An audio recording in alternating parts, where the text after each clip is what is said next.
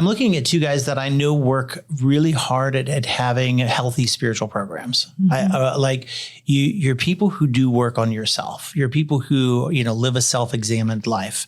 How important, how relevant is that to what you do? Do you think you could do what you do and just, not really live a self-examined life or have a spiritual program or Good question. I think we know people who do. Yeah, not a chance. Not a chance. I learned early on, I saw in the inpatient environment and in the, really those front lines, clinicians that had been working for decades that really believed their job was their recovery, right? Because of course we have lots of recovering folks that end up in our space, right?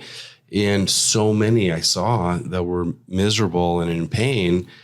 And it was very simple. Like, and it clicked for me real early, like that these folks were, and which is, by the way, I do pretty much the same things today that I did back then, right? My personal recovery, my personal journey and taking care of myself. It's just, life gets bigger and more complicated and kids and, aging folks and bigger responsibilities. But I know people can do it, but this is also another reason why CCM, Crisis Case Management, we are a team.